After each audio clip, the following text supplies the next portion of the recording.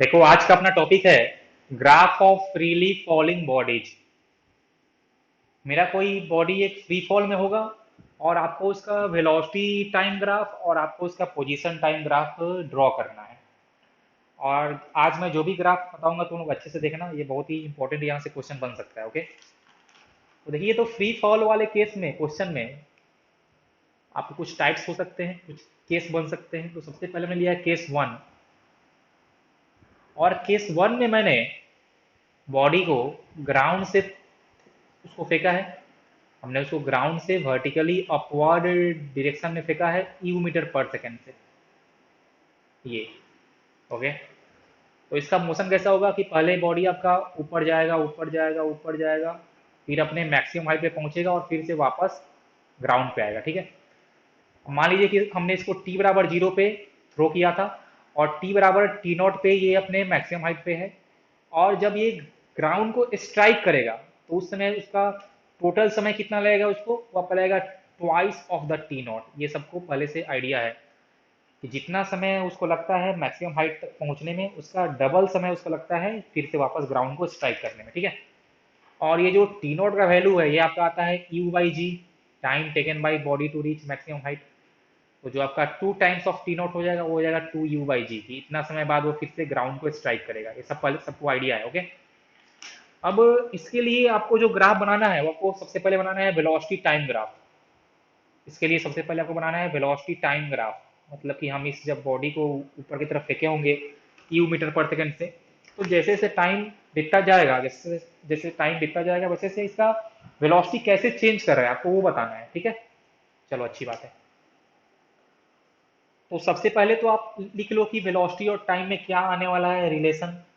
तो इसके लिए हम क्या यूज करेंगे, हम यूज करेंगे v equal to u plus a t. Okay. तो v आपका हो जाएगा वेलोसिटी एट एनी टाइम और u आपका हो जाएगा इनिशियल वेलोसिटी, और वो हमने उसको दिया है इन अपवर्ड डायरेक्शन, तो हो जाएगा प्लस में। तो प्लस यू ही मैं उसको छोड़ता हूँ प्लस। अब देखिए, तो फ्री फॉल में था तो a का वैल्यू हो जाएगा माइनस जी। जहाँ पे a था वहां पे मैं लिखूंगा माइनस जी। एंड जहाँ पे समय था टाइम, वो आपका टाइम t ही रह जाएगा ऐसे। तो आपको यहाँ पे मिल रहा है v is equal to u minus g t. आपको मिल रहा है v is equal to u minus g t, v और t में रिलेशन। अब आपको इसका ग्राफ ड्रॉ करना है। तो देखिए कि v में भी लीनियर है या v का पावर वन है और t का भी पावर वन है, मतलब ग्राफ तो आने वाला है स्ट्रेट लाइन, इतना हम श्योर हो गए हैं, ग्राफ मेरा बनेगा स्ट्रेट लाइन। अब देखते हैं कि इनमें कैसा स्ट्रेट लाइन बनने जा रहा है। ओके। तो आपको v वर्सेस t ग्राफ बनाना है। तो देखिए, हम लोग टाइम को हमेशा लेते हैं हॉरिजेंटल एक्सिस पे, तो ये रहा आपका टाइम एक्सिस और इधर वर्टिकल में आपका रहेगा वेलोसिटी। ठीक है। आप एक काम करो, इस वेलोसिटी वाले एक्सिस को आप टाइम एक्सिस के ऊपर ही बनाओ और टाइम एक्सिस के नीचे ही बनाओ, क्योंकि आपका वेलोसिटी निगेटिव में भी तो हो सकता है ना। तो ये टाइम एक्सिस के आप नीचे ही बनाओ। लेकिन ये जो टाइम वाला एक्सिस है आप उसको ऑरिजिन के लेफ्ट साइड में मत बनाना, क्योंकि टाइम कभी भी निगेटिव में नहीं होता है। ओके। तो हमने वेलोसिटी को लिया है वाई एक्सिस पे, तो मैं इसको लिख दूंगा वाई इज इक्वल टू, ये टाइम को हमने लिया है एक्स एक्सिस पे, तो मैं इसको लिख दूंगा एक्स। और देखो तो उसके साथ कुछ कांस्टेंट मल्टीप्लाई है जी, तो उसको मैं मान लेता हूँ एम। तो ये आपका आ गया y is equal to m into x. और उसमें कुछ एक और चीज ऐड था, तो आप इसको देखो तो आप इसको हम सी लिख दे रहे हैं। तो ये आपका आ गया है y equal to m x plus c के फॉर्म में। तो सिंपल सी कहानी है कि ये एक स्ट्रेट लाइन होगा। अब देखिए, तो यहाँ पे स्लोप कितना है, तो स्लोप देता है एम ना, तो एम है स्लोप और वो आपका है माइनस जी। और वाई इंटरसेप्ट देता है आपका सी, तो वो आपका है यू। तो देखिए कि ये जो स्ट्रेट लाइन आपको मिलने जा रहा है, इसका स्लोप निगेटिव है और वाई इंटरसेप्ट पॉजिटिव है। तो स्लोप निगेटिव और वाई इंटरसेप्ट पॉजिटिव, तो ग्राफ कैसा हुआ, देखिए कुछ ऐसा ग्राफ कुछ आपका ऐसा आने वाला है, negative slope positive y intercept और स्ट्रेट लाइन के साथ। तो ये आपका ग्राफ बनेगा। So this is the velocity time graph, जब हमने बॉडी को यू मीटर पर सेकंड से ग्राउंड से ऊपर की तरफ फेंका था। ओके, अच्छी बात है। देखिए, तो यहाँ पे समय जीरो था, यही ना। देखिए, इस पॉइंट ए पे समय जीरो था जब हमने उसको फेंका ही था, तो उस समय उसका वेलोसिटी कितना था, उसका वेलोसिटी था यू। तो ये आपका पॉइंट आने वाला है zero comma you, zero comma you. ठीक है ना, कि वेलोसिटी उसका हो जाएगा जीरो और टाइम हो जाएगा उसका आपका, सॉरी, वेलोसिटी हो जाएगा यू और टाइम हो जाएगा जीरो। अब देखिए, तो इस पॉइंट पी पे इस पॉइंट बी बी पे उसका वेलोसिटी हो गया है जीरो, वेलोसिटी हो गया है जीरो। और वेलोसिटी जीरो का मतलब क्या कि वो अपने मैक्सिमम हाइट पे होगा, मतलब कि after time t not, after time t not इसका वेलोसिटी होने वाला है जीरो, और ये टाइम टी नॉट आपका हो जाएगा यू बाई जी। तो this time is u by g. अब एक बात हमको और पता है कि जब हम किसी बॉडी को ग्राउंड से देखते हैं तो वापस वो ग्राउंड को उतना ही स्पीड से स्ट्राइक करता है, बस उसका जो डायरेक्शन होता है वो होता है इन अपोजिट डायरेक्शन। मतलब कि जब वो ग्राउंड को स्ट्राइक करेगा, जब वो ग्राउंड को स्ट्राइक करेगा after time two u by g, after time two u by g, तो उसका जो स्पीड होगा वो तो होगा यू ही, जितना से हमने उसको फेंका था उतना ही होगा, बस उसका डायरेक्शन होगा अपोजिट। मतलब कि इस पॉइंट सी को आप लिख सकते हो जीरो कॉमा माइनस यू, आप लिख सकते हो zero comma minus you. So this is the graph of velocity versus time जब हमने उसको ऊपर की तरफ फेंका था। समझ में आया क्या? जल्दी से बोलो तो, जल्दी बताओ। अब ये ग्राफ सब लोग के, अब ये ग्राफ तुम लोग के मन में हमेशा याद होना चाहिए। अब देखो तुमसे अगर पूछे कि what is the displacement of the ball, तो हो जाएगा जीरो, क्योंकि वो आप जहां से फेंके थे हम वापस वहीं चला गया। आप चाहो तो इसको ग्राफिकल मेथड से फाइंड कर सकते हो कि area under velocity time graph gives displacement, तो जितना एरिया ऊपर में आ रहा है प्लस में उतना ही एरिया तुम्हारा नीचे में आ रहा है माइनस में, तो उसका डिस्प्लेसमेंट जीरो ही आ जाएगा। तो ये तुम्हारा सिंपल सा ग्राफ, तुम लोग इसको याद रखना। तो ये हुआ वेलोसिटी टाइम ग्राफ। अब देखते हैं हम लोग पोजीशन टाइम ग्राफ। तो हम पोजीशन को मान रहे हैं वाई, पोजीशन को हम मान रहे हैं वाई। एक्चुअल में हम लोग इससे पहले जो क्वेश्चन सॉल्व किए तो हम लोग हाइट मानते थे कि इतना हाइट ऊपर नीचे गया है, तो यहाँ पे हम लोग बात कर रहे हैं पोजीशन का, तो इसलिए हमने वाई मान लिया, क्योंकि मेरा जो डिस्प्लेसमेंट होगा वो होगा वाई में, या जो उसका पोजीशन चेंज करेगा वो करेगा चेंज वाई में, तो इसलिए हम लोग वाई वर्सेस टी ग्राफ बना रहे हैं। ओके चलो अच्छी बात है। तो सबसे पहले आप लिखो इक्वेशन, तो क्या आएगा देखो तो हम लिखेंगे कि y is equal to u t minus half g t square, y is equal to u t minus half g t square. ये मैंने कैसे लिख दिया, तो आपको यूज करना होगा एस बराबर u t plus half a t square. फिर जहाँ पे एस था वहां मैंने लिख दिया है वाई, यू तो ऊपर था तो प्लस में, तो आपका प्लस ई हो गया टी, और जहाँ पे ए था वहां पे मैं माइनस जी कर दिया। तो ये आपका आ गया है relation between position y and time t. तो फिर से आपको ग्राफ ड्रॉ करना है, देखिए यहाँ पे। तो मैं पोजीशन वाई लूंगा ऑन वर्टिकल एक्सिस, और टाइम टी लूंगा ऑन हॉरिजेंटल एक्सिस, और यहाँ पे आपका हो जाएगा ऑरिजिन। अब देखिए तो यहाँ पे y का पावर 1 है और t का पावर 2 है, y का पावर 1 है और t का पावर 2 है, मतलब सबके मन में एक ख्याल आ गया होगा कि यहाँ पे ग्राफ आने वाला है पैराबोला। ये जो ग्राफ बनेगा वो बनेगा आपका पैराबोला। और हम यहाँ से एक बात और देख रहे हैं कि coefficient of T square is negative, coefficient of T square is negative, देखिए वो आपका माइनस हाफ जी है। मतलब कि ग्राफ जो होगा वो आपका होगा ओपनिंग डाउनवर्ड, मतलब कुछ ऐसा ग्राफ आने वाला है। ग्राफ का शेप कुछ ऐसा आएगा ना। ओके ओके, मैं फिर से बोल रहा हूँ, देखो जो मेरा इक्वेशन आया है y और t में वो आया है y equal to u t minus half g t square. Y का पावर 1 है और t का पावर 2 है, मतलब ग्राफ आने वाला है पैराबोला। और coefficient of T square negative है, मतलब कि ग्राफ होगा ओपनिंग डाउनवर्ड। तो ये मैंने ग्राफ का शेप बनाया, देखो यहाँ से ये मैंने ग्राफ का शेप बनाया है। ओके, और एक बात, हमने उस बॉडी को ग्राउंड से फेंका था, मतलब कि t बराबर जीरो पे वो y बराबर जीरो पे होगा, और वापस जब वो ग्राउंड को स्ट्राइक करेगा तो after time two u by g फिर से वो ग्राउंड को स्ट्राइक कर रहा है, मतलब फिर से उसका y जीरो ही हो जाएगा। मतलब कि ग्राफ जो देखिए बनाएंगे वो ग्राफ कुछ ऐसा आएगा, देखो this is the graph, this is the graph.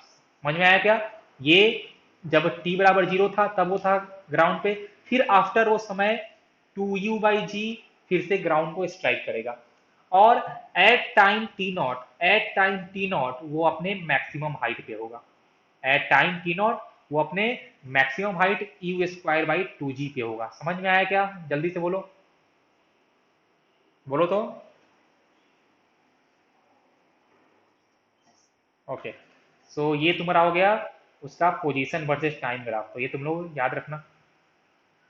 तो ये तो तब था जब हमने उसको ग्राउंड से फेंका था ऊपर की तरफ। अब देखिए इसमें और भी केसेस चेंज हो सकता है, तो बस केस चेंज करे तो तुम लोग को थोड़ा सा बात का ध्यान रखना है। देखो अभी क्या हमने केस टू लिया है कि हम लोग अब इस बार बॉल को या उस बॉडी को हम इस बार एक टावर से थ्रो कर रहे हैं, उसको एक टावर से। और टावर का हाइट h था, और ये रहा आपका ग्राउंड। इस बार हम उसको ग्राउंड से थ्रो नहीं कर रहे हैं, इस बार हम उसको एक टावर से थ्रो कर रहे हैं, और टावर का हाइट h था, और ऊपर की तरफ थ्रो किया है तो यू मीटर पर सेकेंड, ऐसा। तो फिर से क्या होगा देखो, कि ये जाएगा ऊपर, जाएगा ऊपर, जाएगा ऊपर, जाएगा ऊपर, जाएगा, फिर नीचे आएगा, नीचे आएगा, और ग्राउंड को स्ट्राइक करेगा। अब हम एक बात हो गए हैं श्योर कि अब इस केस में जब ये ग्राउंड को स्ट्राइक कर रहा होगा, तो इसका जो स्पीड होगा वो यू के बराबर नहीं होगा, ठीक है। हमने जब ग्राउंड से थ्रो किया था तो यू स्पीड से फेंका था, तो वापस वो ग्राउंड को यू स्पीड से ही स्ट्राइक किया था, क्योंकि उस समय उसका डिस्प्लेसमेंट जीरो होता था, और हमने तुमको बताया था कि जब डिस्प्लेसमेंट जीरो होता है तो स्पीड सेम रहता है। लेकिन इस केस में उसका जब वो ग्राउंड को स्ट्राइक करेगा तो उसका डिस्प्लेसमेंट जीरो नहीं होगा, तो वो सेम स्पीड से इस बार ग्राउंड को स्ट्राइक नहीं करेगा, तो इस बार हमने कुछ भी माना है। और वो जो भी होगा, उस भी का मैग्नीट्यूड पक्का यू से ज्यादा आने वाला है, ठीक है। जो भी का मैग्नीट्यूड होगा वो यू से ज्यादा है, मतलब इन सिंपल लैंग्वेज इस बार वो बॉल जो है आपका है, या जो बॉडी है, वो ग्राउंड को यू से ज्यादा स्पीड से स्ट्राइक कर रहा होगा, ओके। तो चलो सबसे पहले हम बनाते हैं v वर्सेस t ग्राफ। तो फिर से आप लिख लो v और t में रिलेशन, तो हम यूज करेंगे v बराबर यू प्लस ए टी। तो फिर से आपका आने वाला है v बराबर यू माइनस जी टी, देखिए फिर से आपका आएगा v बराबर यू माइनस जी टी, क्योंकि u तो ऊपर ही था तो प्लस में लेंगे, और a तो हमेशा नीचे होता है तो ले लेंगे माइनस में। तो ग्राफ आपका फिर से सिमिलर आने वाला है, जैसा ग्राउंड वाले केस का आया था वैसा ही ग्राफ इस बार भी आएगा। Positive slope, sorry, negative slope, positive intercept, तो ऐसा ग्राफ आएगा। बस अंतर क्या आएगा ना, कि इस बार स्टार्टिंग का जो था कोऑर्डिनेट वो आपका था 0, यू, तो पहले भी यही था, तो अभी भी वही रहेगा। इसके बाद जो इसका फाइनल वेलोसिटी होने वाला है, ये इस बार यू नहीं होगा। इसका जो फाइनल वेलोसिटी इस बार होगा वो आपका यू नहीं होने वाला है। तो इसको मैं लिखूंगा कुछ 0, माइनस भी। देखो लास्ट वाले केस में जब हमने ग्राउंड से फेंका था, तो इसका भी कोऑर्डिनेट आपका 0, माइनस यू ही आया था, लेकिन इस बार ये 0, हमने माइनस भी लिखा है, क्योंकि वो इस बार सेम स्पीड से स्ट्राइक नहीं कर रहा होगा। समझ में आया ना? बोलो जल्दी से, बोलो। हाँ, तो बस इतना ही अंतर आएगा, ये तुम्हारा 0, माइनस भी हो जाएगा। और यही सब तुम लोग को ध्यान रखना होगा। मान लो कि ये दो केस दिया, और दोनों में तुमको बोलेगा कि क्या ग्राफ सेम होगा, तो सेम तो हमको सेम ही दिख रहा है, तो बच्चे गलती कर रहे हैं, हाँ दोनों ग्राफ सेम आएगा, लेकिन देखो अंतर कहाँ आ रहा है, कि इस बार वो जब ग्राउंड को स्ट्राइक कर रहा होगा तो उसका जो वेलोसिटी था वो यू के बराबर नहीं होगा, तुमको यहाँ पे कुछ अलग भी वैल्यू लिखना पड़ेगा, और वो भी यू से ज्यादा होता है।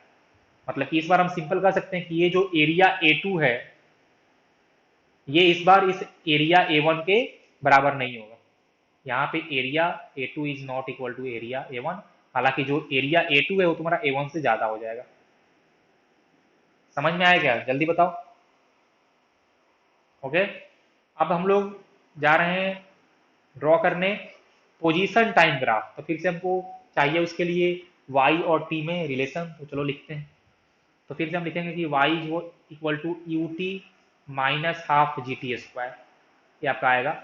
मतलब फिर से ये आने वाला है पैराबोला, और पैराबोला भी होगा ओपनिंग डाउनवर्ड, बस शेप सेम आने वाला है, जैसा लास्ट केस में शेप आया था वैसा ही इस केस में भी शेप आएगा।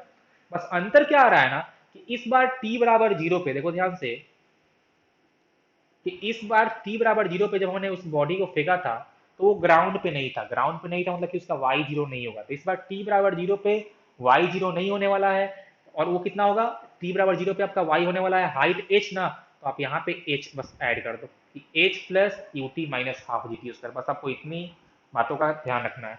तो देखो इस बार जो अब ग्राफ हम बनाएंगे, ये y और ये टाइम t, तो ग्राफ आपका आने वाला है ओपनिंग डाउनवर्ड ही, बस t बराबर जीरो पे y जीरो नहीं होगा, y का कुछ वैल्यू होगा, और वो वैल्यू आपका हो जाएगा 0, देखिए ये, और बाकी सेम होगा, तो कुछ ऐसा आएगा। This is the graph. देखो कि हम जब उसको फेंकेंगे t बराबर जीरो पे ऊपर, तो पहले ही वो ऊपर जाएगा, देखो पहले ही हो जाएगा ऊपर, तो देखो गया है, पहले गया ऊपर ऊपर ऊपर ऊपर ऊपर, फिर ये मैक्सिमम हाइट पे पहुंच गया, और वापस उसके बाद वो नीचे आया है। समझ में आ रहा है क्या? जल्दी बोलो, अरे बोलो। ओके,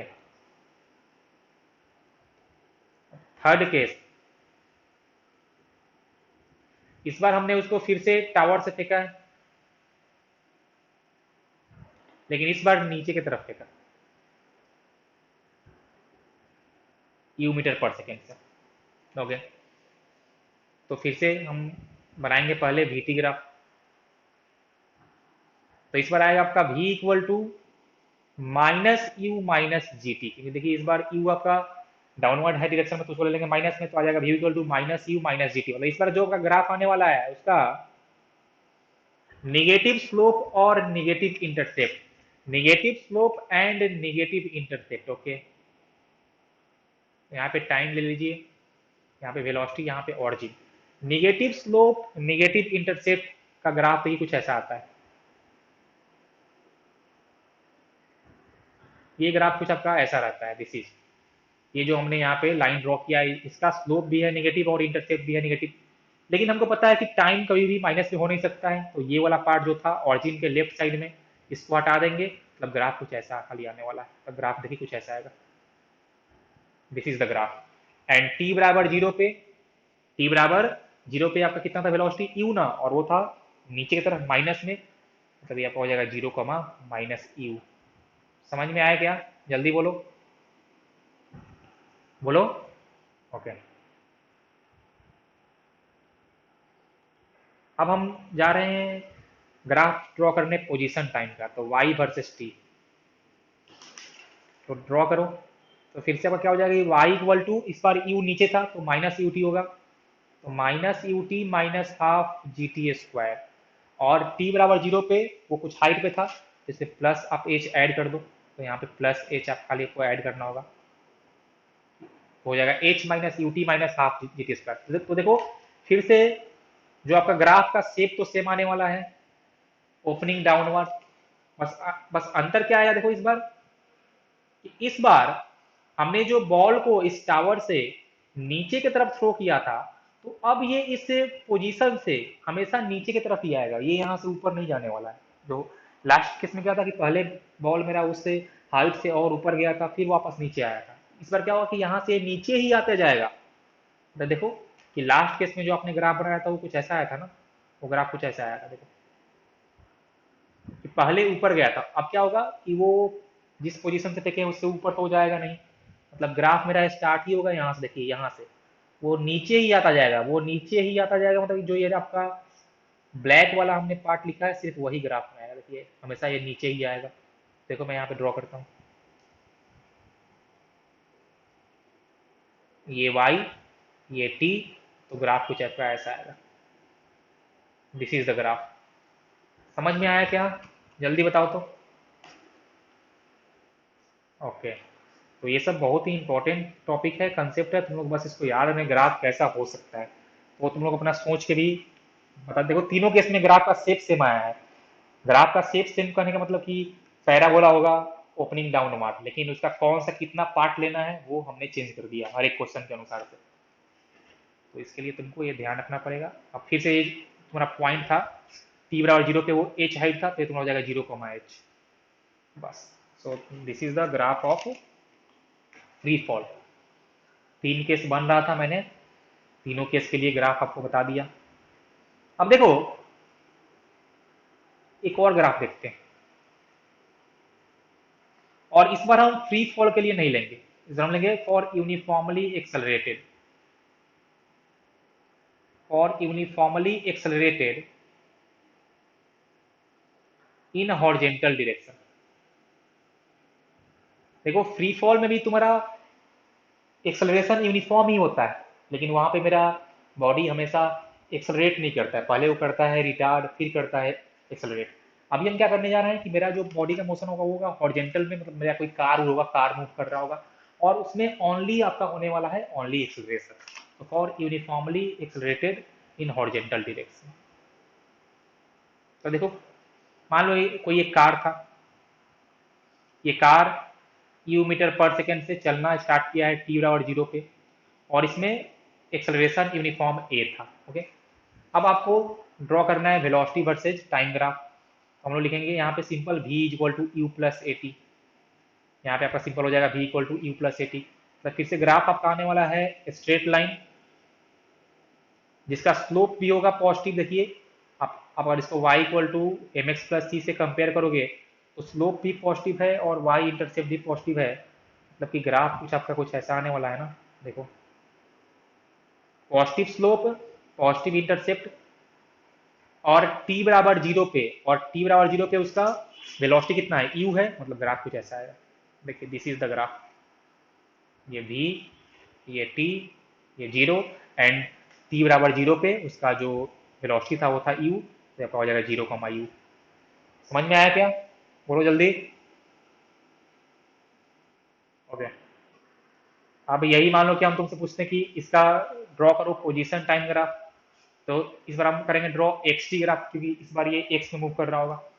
तो आपका हो जाएगा कि एक्स बराबर u t plus half a t square. तो देखो फिर से तुम्हारा ग्राफ आने वाला है पैराबोला ही, और इस बार इस टी स्क्वायर का कोफिशिएंट पॉजिटिव था, मतलब कि आपका होगा पैराबोला ओपनिंग अपवार्ड। देखो ये आपका आने वाला है, ऐसा ग्राफ आने वाला है, इस टाइप का ग्राफ आएगा। और t बराबर जीरो पे मान लीजिए कि ये x बराबर जीरो से चलना स्टार्ट किया था, तो t बराबर जीरो पे x जीरो था, तो यहाँ मैं लिखूंगा x, यहाँ पे मैं लिखूंगा t। तो ग्राफ का हम लोग सिर्फ ये हाफ वाला पोर्शन, ये राइट वाला जो है आपका पोर्शन, सिर्फ ये लेंगे, only this portion. So this is the graph. समझे कि नहीं समझे, बोलो जल्दी से, बोलो।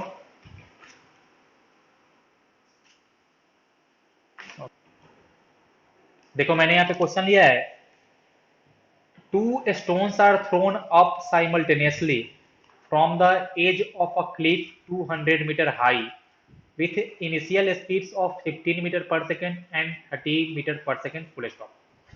Draw the graph showing the variation of relative position of the second stone. एक minute, relative position of the second stone लिखो यहाँ पे, with respect to first, full stop. Assume the stones do not rebound after hitting the ground, और g का value आपको लेना है 10 metre पर सेकेंड स्क्वायर। सबसे पहले तुम लोग सिचुएशन को समझो और फिर मैं तुमको क्वेश्चन को समझाता हूँ। मेरे पास एक कोई क्लिफ है जिसका हाइट ग्राउंड से 2 मीटर है, ये, और बोला है कि इस ग्राउंड से सेम समय पे, तो सेम समय मतलब कि आप उसको मान लो टी बराबर जीरो पे, इस टी बराबर जीरो पे हमने दो स्टोन को ऊपर की तरफ फेंका है, एक को विथ स्पीड 15 मीटर पर सेकेंड और दूसरे को विथ स्पीड 30 मीटर पर सेकेंड। ओके, और आपको बोला गया है कि आपको एक ग्राफ ड्रॉ करना है, और ग्राफ ड्रॉ करना है showing the variation of relative position of the second stone with respect to first stone. Relative position of second stone with respect to first stone का मतलब ये हुआ कि आपको y2 minus y one, y2 minus y one, this is the relative position of second stone with respect to first stone, और इसको आपको show करना है वर्सेस टाइम। ओके, तो ये ग्राफ आपको ड्रॉ करना है, y2 minus y one versus time का ग्राफ आपको ड्रॉ करना है। अब y2 क्या है, y2 is the position of stone two at any time t, तो हमको y वर्सेस t का इक्वेशन लिखने आता है, हमने तुमको अभी जस्ट सिखाया है। तो वैसे ही हम लोग वो वाला मेथड यूज करके y2 और y1 का इक्वेशन लिख लेंगे विथ टाइम, फिर वहां से हम लोग y2 माइनस वाई वन कर लेंगे, और देखते हैं फिर उसके बाद कि y2 माइनस वाई वन और टाइम में कैसा रिलेशन आ रहा है, वो लीनियर आ रहा है कि क्वाड्रेटिक आ रहा है। समझ में आ रहा है क्या हम क्या बोले, बोलो जल्दी से, क्वेश्चन समझ में आया, करना क्या है अपने को। ओके, अब देखो यहाँ पे सोचने वाली बात ये है, देखो यहाँ पे सबसे इंपॉर्टेंट पॉइंट क्या है कि हमने दो पत्थर को डिफरेंट स्पीड से फेंका है, सेम टावर से फेंका है, सेम क्लिप से फेंका है, लेकिन डिफरेंट स्पीड से, मतलब कि दोनों पत्थर जो है वो ग्राउंड को डिफरेंट समय पे स्ट्राइक करेगा, एक पहले स्ट्राइक करेगा और एक बाद में स्ट्राइक करेगा। अब कहानी ये है कि आपको क्वेश्चन में दिया है कि जब पत्थर ग्राउंड पे स्ट्राइक कर रहा है तो उसके बाद वो रिबाउंड नहीं हो रहा है, तो ग्राउंड पे स्ट्राइक करके वो वहीं पे रुक जाएगा, मतलब जैसे ही एक पत्थर आपका ग्राउंड पे स्ट्राइक कर जाता है उसका वाई जीरो हो जाएगा, इतना हम लोग सी हो रहे हैं, उसका वाई हो जाएगा 0। मतलब सिंपल सी कहानी ये है कि ये जो आप y2 माइनस y1 है, ये आप पूरे टाइम के लिए यूज नहीं कर पाओगे। पूरे टाइम का मतलब ये हुआ कि आप इनफाइनाइट टाइम के लिए वो आप यूज नहीं कर पाओगे। आप पहले फाइंड करो कि मेरा पहला पत्थर कितने समय बाद स्ट्राइक कर रहा है, दूसरा पत्थर कितने समय बाद स्ट्राइक कर रहा है। फिर आपको एक समय मिलेगा कि इतना समय तक दोनों ही पत्थर हवा में था, इतना समय तक दोनों ही पत्थर हवा में था। तो उसके लिए आप y2 माइनस y1 फाइंड करो। उसके बाद आप चेक करो कि पहले कौन सा पत्थर ग्राउंड पे स्ट्राइक किया है। तो जो पहले स्ट्राइक किया होगा ग्राउंड को, उसका वहीं पे y0 हो गया, उसका वहीं पे y0 हो जाएगा। तो अगर सेकेंड स्टोन स्ट्राइक किया होगा पहले, तो आपका y2 हो गया 0। और अगर पहला स्टोन किया होगा स्ट्राइक, तो आपका y1 हो जाएगा 0। तो तब आप फाइंड करना कि एक के स्ट्राइक करने के बाद y2 माइनस y1 क्या आ रहा है। मतलब सिंपल सी कहानी ये है कि आप इस y2 माइनस y1 को दो डिफरेंट पार्ट के लिए ब्रेक करो। एक पहला पार्ट जब दोनों हवा में था, और दूसरा पार्ट जब कोई एक ग्राउंड को स्ट्राइक कर गया था। समझ में आ रहा है क्या? जल्दी बताओ मेरे को।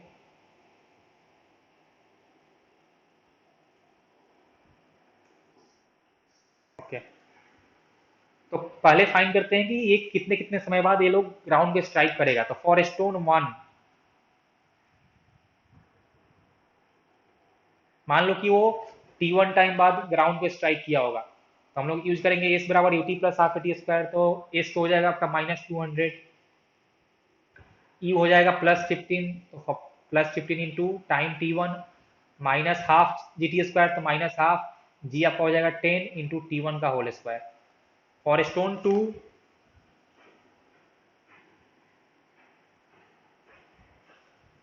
हो जाएगा -200 is equal to +30 into T2 minus half into 10 into T2 का होल स्क्वायर। अब इसको सिंप्लीफाई करो, देखो यहाँ से तुम्हारा जाएगा -200 is equal to 15T1 -5T1 square. इसको मैं करूँगा रीअरेंज, तो आ जाएगा 5। अच्छा, यहाँ पे 5 कॉमन भी है, तो मैंने 5 को ले लिया है कॉमन, और उसके बाद किया है रीअरेंज। तो यहाँ से आपका आ जाएगा T1 square -3T1 and -40 equal to 0। अब इसको सिंप्लीफाई करो।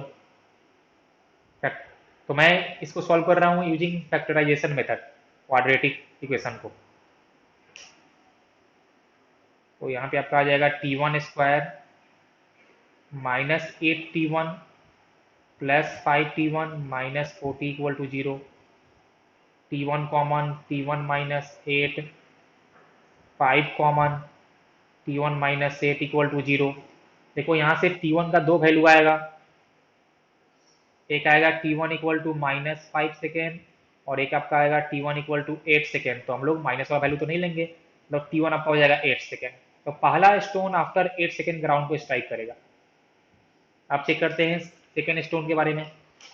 तो फिर से इसको सिंप्लीफाई करो, तो -200 equal to 30T2 -5T2 square, 5 common लेके कैंसिल आउट करके मैंने इसको रीअरेंज किया, तो आपका हो जाएगा T2 स्क्वायर -60 -40 इक्वल टू 0।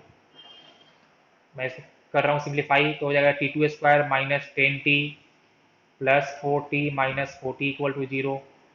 तो आपका आ जाएगा, यहाँ पे लिखो T2 ना, यहाँ पे होगा T2 यहाँ पे होगा T2 कॉमन, तो T2 -10 +4 common, T2 -10 equal to 0। तो देखो यहाँ से आ रहा है वैल्यू ऑफ T2 -4 सेकेंड, और एक आपका आ रहा है T2 equal to 10 second.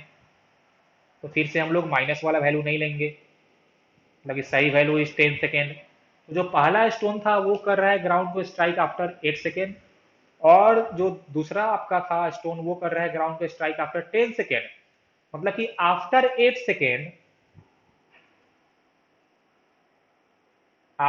Second हम श्योर हो गए हैं y1 इक्वल टू 0 हो जाएगा, क्योंकि वो ग्राउंड को स्ट्राइक कर जाएगा। ठीक है, तो मतलब कि आपको जो ग्राफ को ब्रेक करना होगा ये दो पार्ट में, एक अप टू 8 सेकेंड और एक दूसरा आपका फ्रॉम 8 सेकेंड टू 10 सेकेंड, क्योंकि 10 सेकेंड पे दूसरा पत्थर भी ग्राउंड पे स्ट्राइक कर जा रहा है। ओके, तो चलिए लिखते हैं कि फ्रॉम टी बराबर 0 से लेके टी बराबर 8 सेकेंड तक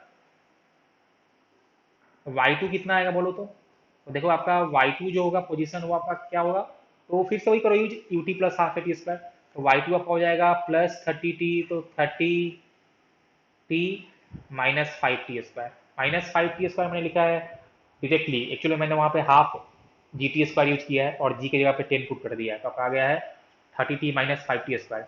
जो आपका y1 आएगा वो आ जाएगा 15t माइनस 5t स्क्वायर। अब आप यहाँ पे फाइंड कर लो y2 माइनस y1, क्योंकि आपको ग्राफ बनाना है y2 minus y1 versus time. तो y2 माइनस y1 देखो ध्यान से कि जब हम लोग y2 माइनस y1 करेंगे तो माइनस 5t स्क्वायर दोनों में ही है, तो वो आपका हो जाएगा कैंसल आउट, बचेगा क्या 30t माइनस 15t, मतलब ये आपका आ गया 15t। तो फ्रॉम 0 से सेकेंड से लेके 8 सेकेंड तक y2 माइनस y1 आ गया है 15t, मतलब ये आप इसको बोल सकते हो ये है in the form of y equal to m into x. तभी आपका होने वाला है straight line passing through origin, ये आपका होगा straight line passing through origin. Okay, after 8 second,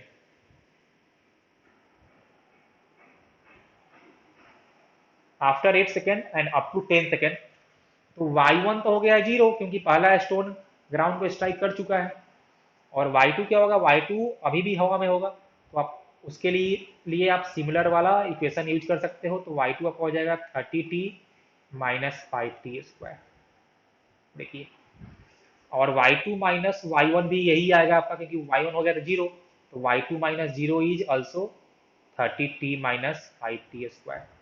मतलब कि आफ्टर 8 सेकेंड आपका आ रहा है y2 equal to 30t minus 5t square, मतलब कि इस बार y में लीनियर है और t में क्वाड्रेटिक है, मतलब कि अब आपका 8 सेकेंड के बाद ग्राफ आएगा पैराबोला, 8 सेकेंड के बाद ग्राफ आने वाला है पैराबोला। तो चलो अब ड्रॉ करते हैं। तो मैंने यहाँ लिया है y2 माइनस y1 और यहाँ मैंने लिया है समय। ओके, और अप टू 8 सेकेंड ग्राफ कैसा था, straight line passing through origin, तो देखिए ये रहा अप टू 8 सेकेंड,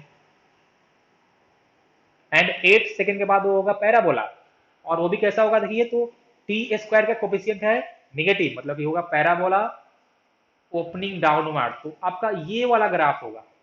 अब आप ये वाला पूरा ग्राफ नहीं ले सकते हो, आपको चेक करना पड़ेगा कि हमको इसका केवल पोर्शन लेना है या लेना है पूरा, तो यहाँ पे आपको इसका एक पोर्शन ही लेना है। कैसे, तो देखो ध्यान से कि 8 सेकेंड के बाद जो आपका सेकेंड स्टोन था वो नीचे की तरफ फॉल कर रहा होगा ना, वो फॉल कर रहा होगा नीचे की तरफ, तो उसका जो वेलोसिटी होगा वो होगा निगेटिव में, तो आपको ये जो ग्राफ नीचे फॉल कर रहा है आपको वही लेना होगा केवल। देखिए ये वाला, आपको सिर्फ ये राइट वाला पोर्शन ही लेना है, मतलब कि ग्राफ कुछ ऐसा आएगा। देखिए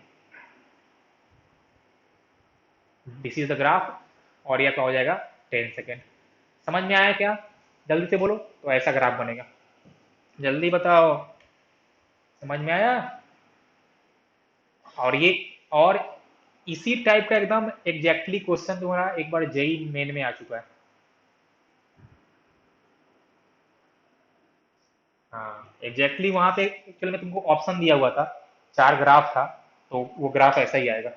क्वेश्चन यही था कि दो पत्थर को हम फेंके हवा में, तो जब वो स्ट्राइक करेगा तो उनका रिलेटिव पोजीशन के बीच में और टाइम के बीच में ग्राफ कैसा आने वाला, तो क्वेश्चन यही था, बिल्कुल यही क्वेश्चन था, बस जो डेटा है वो मैंने चेंज करके रखा है, बाकी क्वेश्चन का पैटर्न यही था। ठीक है, तो यहाँ पे थोड़ा सा सोचना था। ओके, अब हमने बहुत दिन से हम लोग पढ़ रहे हैं मोशन इन वन डिमेंशन या फिर मोशन इन स्ट्रेट लाइन, तो अपने को मोशन इन वन डिमेंशन या फिर motion in one straight line के जो भी कंसेप्ट था हमको सब चीज समझ में आ गया है। तो अब समय आ गया है कि हम लोग अपना टॉपिक चेंज करें और हम लोग पढ़े अब मोशन इन टू डिमेंशन।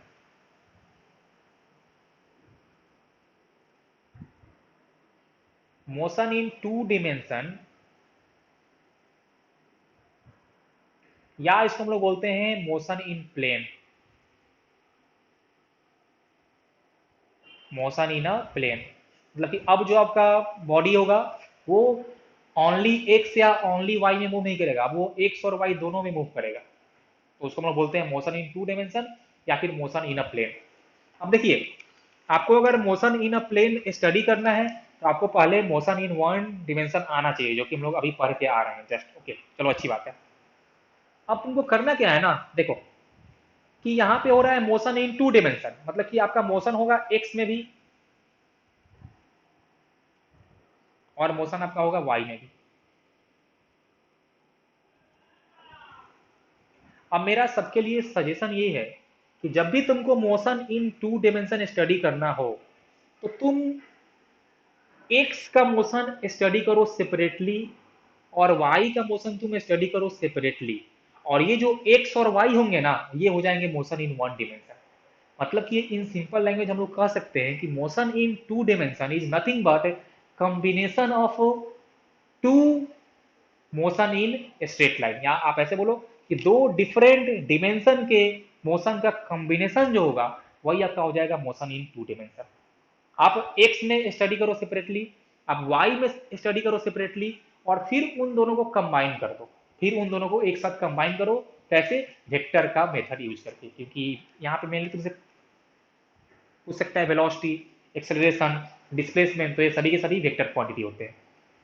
तुम लोग को मेरा ये बेसिक बात समझ में आया क्या कि एक्स और वाई में तुमको स्टडी करना है सेपरेटली, जैसा कि तुमने पहले किया था। हमने सबसे पहले किया था motion in one dimension x में, फिर हमने किया motion in one dimension y में। अब हमको दोनों एक साथ करना है, तो आप फिर से दोनों को सेपरेटली स्टडी करो, एक्स में अलग से, वाई में अलग से, और फिर दोनों को आप एक साथ कंबाइन कर दो। समझ में आ रहा है क्या हम क्या बोल रहे हैं? बोलो जल्दी से। मतलब कि जितना भी तुम्हारा फॉर्मूला था, v बराबर u plus a t, s बराबर u t plus half a t square, और वी स्क्वायर बराबर u square plus two s, अब उनको तुम सेपरेटली एक्स और वाई में यूज करो। मतलब कि अब हम करेंगे कि velocity in x is equal to initial velocity in x plus acceleration in x into time. उसके बाद displacement in x is equal to initial velocity in x into time plus half acceleration in x into t square। उसके बाद velocity in x का whole square is equal to initial velocity in x का whole square plus 2 acceleration in x into displacement in x। Similarly, velocity in y is equal to initial velocity in y plus acceleration in y into t। Displacement in y equal to initial velocity in y into t plus half acceleration in y into t square। velocity in y का whole square equal to initial velocity in y का whole square plus 2 times acceleration in y into t. मतलब कि अब आपको x वाला motion अलग से, y वाला मोशन अलग से स्टडी करना है। अब मान लीजिए कि हमसे ऐसा पूछता कि what is the net velocity after time t, what is the net velocity after time t. तो हमने एक्स में फाइंड कर लिया अलग से ये फॉर्मूला यूज करके, हमने वाई में फाइंड कर लिया ये फॉर्मूला यूज करके, और जैसे ही हमको एक्स और वाई में मिल गया, अब हमको पता है कि इनका वेक्टर समेशन करना है, और एक्स और वाई के बीच में एंगल होता है 90। मतलब सिंपल हो जाएगा कि वेलोसिटी इन एक्स का whole square plus velocity in y का होल स्क्वायर, और इन पूरे का square root is the net velocity. समझ में आया क्या? जल्दी बोलो, जल्दी बोलो। अब देखो सिंपल सी कहानी क्या है, आपको जब मोशन इन एक्स स्टडी करना है तो आपको हर एक वेरिएबल एक्स वाला ही लेना, आपको लेना है। वाई में क्या हो रहा है उससे कोई मतलब नहीं है। और जब हम लोग मोशन इन वाई स्टडी करेंगे तो फिर उससे एक्स में क्या हो रहा है उससे मेरे को कोई मतलब नहीं है। इसका मतलब ये हुआ कि जब भी आपको फाइंड करना हो वेलोसिटी इन वाई, तो आप लेना initial velocity in y only, x में क्या था हमको कोई मतलब नहीं करना है। सिमिलरली आपको लेना है acceleration in y only, x में क्या था उससे मेरे को कोई मतलब नहीं है। अगर y में एक्सेलरेशन जीरो है तो हम लोग वेलोसिटी ऑफ y फाइंड करने समय यहाँ पे ए वाई जीरो ही पुट करेंगे, x में था या नहीं था उससे मेरे को कोई मतलब नहीं है।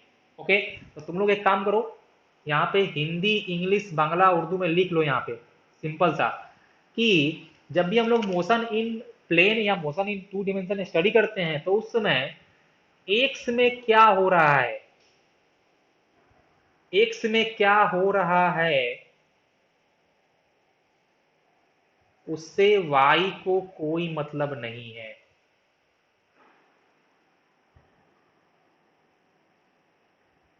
And vice versa.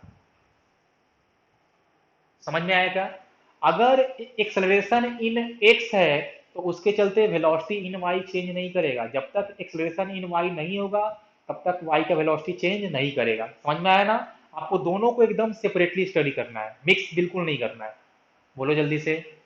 समझ में आया? हम लोग क्वेश्चन करेंगे तो और भी एक क्लियर हो जाएगा। अभी फिलहाल ये सब बातें समझ में आई क्या? बोलो जल्दी से। ओके, चलो अभी इस पे क्वेश्चन करते हैं तो और भी ये क्लियर हो जाएगा। देखो ये मैंने क्वेश्चन लिया है, मैं इसको रीड कर रहा हूं कि a particle start from origin at t equal to zero with a velocity of 5 I cap meter per second and moves in xy plane under action of a force which produces constant acceleration of 3 I cap plus 4 j cap meter per second square। Full stop. तो question read करके सबको एक idea हो गया होगा कि यहाँ पे मेरा बॉडी का मोशन कैसा हो रहा है, वो एक प्लेन में हो रहा है, या बॉडी का मोशन टू डिमेंशन में हो रहा है, एक्स में भी होगा और वाई में भी होगा, क्योंकि उसका एक्सलेशन देखिए तो आपको आई कैप दिया है, जे कैप दिया हुआ है, और क्वेश्चन में मेंशन भी किया है कि moves in x y plane. Okay, चलिए अच्छी बात है। तो सबसे पहले तो जो जो हमको इन्फॉर्मेशन दिया है वो हम लिख लेते हैं। तो एक बार फिर से मैं करता हूँ रीड इन्फॉर्मेशन के लिए कि a particle starts from origin at t बराबर zero with a velocity of 5 i cap metre पर सेकेंड। मतलब ये आपको दिया हुआ है इनिशियल वेलोसिटी, ये आपको दिया है इनिशियल वेलोसिटी। और देखो, तो इनिशियल वेलोसिटी में सिर्फ आई कैप मेंशन किया हुआ है, और आई कैप का मेंशन क्या होता है? Velocity in x direction. मतलब कि हम लिखेंगे कि इनिशियल वेलोसिटी इन एक्स, तो हमने उसको लिखा है यू सफिक्स में x. Initial velocity in x is 5 meter पर सेकेंड। ये ऐसे आप एक्स का जो इंफॉर्मेशन है उसको लिखो सेपरेटली, वाई का जो इंफॉर्मेशन है आप वो लिखो सेपरेटली, क्योंकि आपको एक्स और वाई वाले मोशन को सेपरेटली ट्रीट करना है। ओके, अब हमको क्वेश्चन में y में कोई इनिशियल वेलोसिटी नहीं दिया है, तो हम लोग मानेंगे कि initial velocity in y is zero. Okay, अच्छी बात है। उसके बाद आपको दिया हुआ है acceleration 3 i cap plus 4 j cap metre पर सेकेंड स्क्वायर। मतलब कि acceleration in x is 3 metre पर second square and acceleration in y is equal to 4 metre पर सेकेंड स्क्वायर। ये आपका हो गया गिवन इंफॉर्मेशन। अब हम लोग आते हैं क्वेश्चन पे। हमसे पूछा क्या? तो आपसे पूछा कि what is the y coordinate of particle at the instant its x coordinate is 84 meter. आपको पार्टिकल का y कोऑर्डिनेट उस समय बताना है जब उसका x कोऑर्डिनेट 84 मीटर हो गया है। ओके, अब हमको ये पता नहीं है कि उस पार्टिकल का x कोऑर्डिनेट कब 84 मीटर होगा, तो वो हमको फाइंड करना होगा, और फिर उस समय पे हमको उसका y कोऑर्डिनेट फाइंड करना होगा। ओके, और हमने तुमको पहले से बोल के रखा है कि आपको x और y वाला मोशन एकदम बिल्कुल सेपरेटली ट्रीट करना है। चलिए अच्छी बात है, तो फाइंड करते हैं पहले कि लेट आफ्टर टाइम t जो x कोऑर्डिनेट है वो आपका 84 मीटर हुआ है। जो आपका x कोऑर्डिनेट है वो 84 मीटर हुआ है, और पार्टिकल स्टार्ट किया था ऑरिजिन से, मतलब स्टार्ट किया था x बराबर जीरो से, और आफ्टर टाइम t उसका x कोऑर्डिनेट 84 मीटर हो गया, मतलब वही उसका डिस्प्लेसमेंट भी होगा। तो हम यूज करेंगे यूज x बराबर you x into t plus half A x into t square. और x कितना हो गया है? 84। यू एक्स कितना था? 5। टी प्लस हाफ एक्स कितना है बोलिए? 3। तो 3 इंटू टी का होल स्क्वायर। अब देखो मैं टाइम में एक्स और वाई मेंशन नहीं करूंगा, ठीक है? मैं टाइम वाले में मतलब टी जो है वहां पे मैंने टी एक्स नहीं लिखा है, क्योंकि टाइम आपका एक्स और वाई पे डिपेंड नहीं करता है, वो सबके लिए सेम टाइम रहेगा, ठीक है? तो उसको आप लोग को टी ही लिखना है। अब इसको सिंप्लीफाई करो तो देखो तुम्हारा आ जाएगा 168 is equal to 10t plus 3t square. तो मैं कर रहा हूँ री अरेंज, तो ये आपका आ जाएगा 3t square minus 10t plus 168 equal to zero. अब आपको इसको सिंप्लीफाई करना हो तो फैक्टराइजेशन देखो तो हो पाएगा क्या, 168 इंटू थ्री, यहाँ पे 10 है। हाँ हो पाएगा। देखो मैं बोलता हूँ कि तुम इसको ब्रेक करो, 3t² minus 28t and plus 18t में। अभी तो ये तुम्हारा ब्रेक हो जाएगा, प्लस 168 इक्वल टू 0। तो यहाँ पे तो t हो जाएगा कॉमन, तो यहाँ बचेगा आपका 3t माइनस 28 प्लस, यहाँ पे क्या कॉमन है, यहाँ पे 6 ले लो कॉमन। हाँ 6 हो जाएगा कॉमन, तो यहाँ बचेगा 3t। एक मिनट कुछ मिस्टेक हुआ है क्या, यहाँ पे आपका हो जाएगा 28t प्लस 18t ना।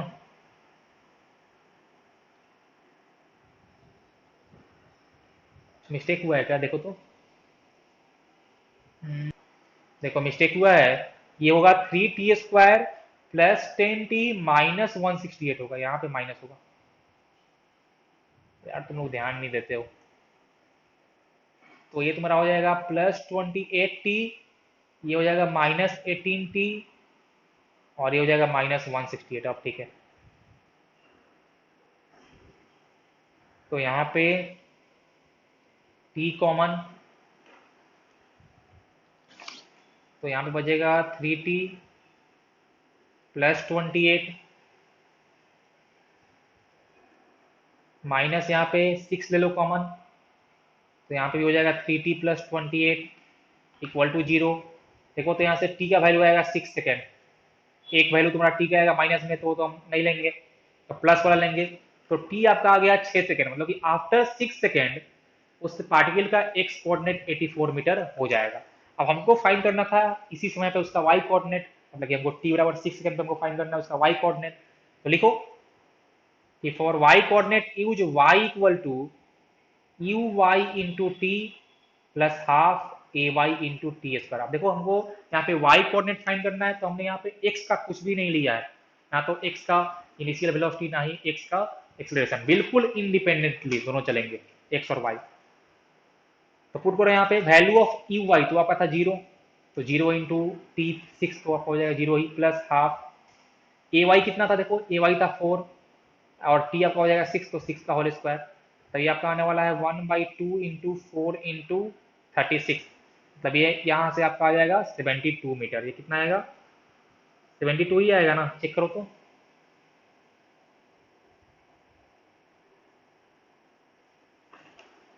सही है सही है, सब ठीक हो रहा है। तो ये तुम्हारा हो जाएगा यहाँ से 72 मीटर, तो ये तुम्हारा आ गया 72 मीटर, तो वाई हो जाएगा 72 मीटर। तो दिस इज द आंसर, कि जब उसका एक्स कोऑर्डिनेट 84 मीटर होगा तो उसका वाई कोऑर्डिनेट हो जाएगा 72 मीटर। समझ में आया क्या, थोड़ा जल्दी से। मान लो यही तुमसे पूछता उसका डिस्प्लेसमेंट, तो हम क्या लिखते बोलो, वो हम लिखते 84 आई कैप प्लस 72 जे कैप मीटर, क्योंकि वो एक्स में हो गया उसका 84 और वाई में उसका हो गया 72। या आप चाहो तो इसका मैग्नीट्यूड फाइंड करने के लिए लिख सकते थे स्क्वायर रूट ऑफ 84 का होल स्क्वायर प्लस 72 का होल स्क्वायर। अब जो भी आएगा ये तुम्हारा हो जाएगा डिस्प्लेसमेंट। तो देखो यही कि तुमको एक्स और वाई को बिल्कुल ही सेपरेटली करना है ट्रीट, और बाद में कंबाइन करना है। तो देखो बाद में मैंने नेट डिस्प्लेसमेंट के लिए उनको कंबाइन कर दिया। समझ में आया कि नहीं है, जल्दी बोलो। अब देखो तो क्वेश्चन नंबर बी में हमसे क्या क्या पूछा है कि what is the speed of the particle at this time. तो आपको आपसे t बराबर 6 सेकेंड पे स्पीड पूछा है, तो स्पीड मतलब कि वो आपसे पूछ रहा है नेट स्पीड। तो नेट स्पीड क्या हो जाएगा कि स्पीड इन एक्स का whole square plus speed in y का होल स्क्वायर। तो उसके लिए आपको पहले वी एक्स और वी वाई फाइंड करना होगा।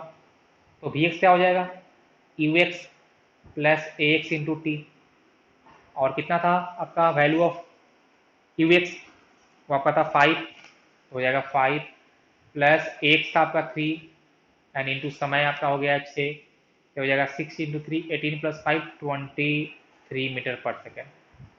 ये आपका आ गया वी एक्स। अब इसी टाइम पे फाइंड कर लो वी वाई।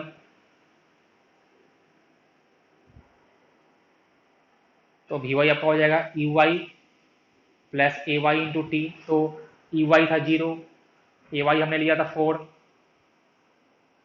और टी आपका हो गया है 6, तो हो जाएगा 24 मीटर पर सेकेंड।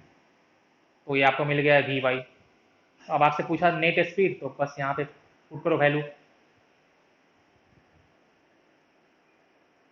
वी एक्स का होल स्क्वायर तो 23 का whole square plus v x का होल स्क्वायर तो आपका हो जाएगा 24 का होल स्क्वायर। अब इसको सिंप्लीफाई कर लो, जो भी आएगा वो तुम्हारा आंसर हो जाएगा। समझ में आया क्या? ये वैल्यू आएगा 33.24 मीटर पर second. So this is the net speed.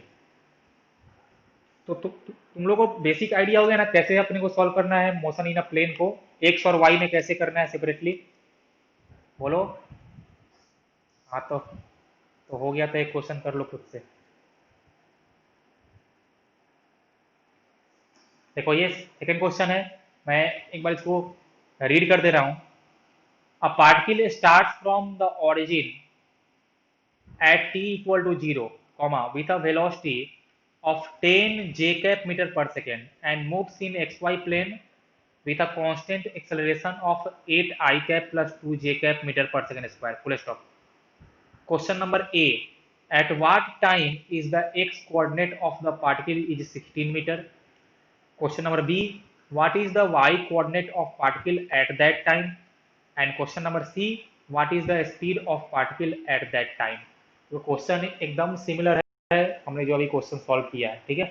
तो तुम लोग से सॉल्व होना चाहिए। 5 मिनट का समय है, इसको तुम लोग खुद से एक बार प्रैक्टिस करो। देखो तो मैं इसको एक बार सॉल्व कर दे रहा हूँ। तो सबसे पहले हम लोग लिखते हैं इंफॉर्मेशन। तो मेरे को दिया है इनिशियल वेलोसिटी 10 जे के मीटर पर सेकेंड। तो हम बोल सकते हैं कि initial velocity in x is 0 and initial velocity in y is 10 metre पर सेकेंड।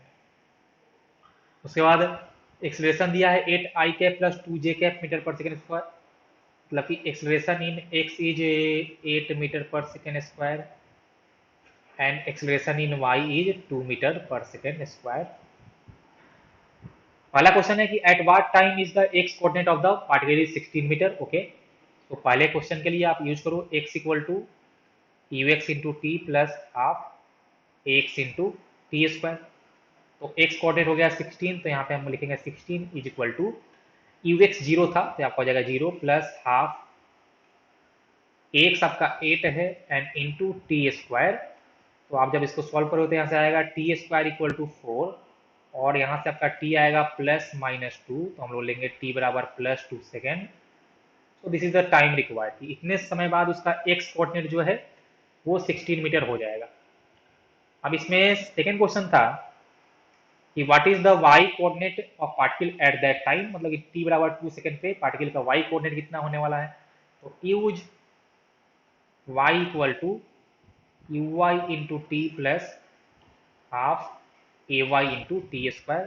तो यू वाई आपको दिया था 10, तो 10 इंटू टी हो जाएगा 2 प्लस हाफ ए वाई आपका हो जाएगा 2, तो 2 इंटू यहाँ से 2 का होल स्क्वायर।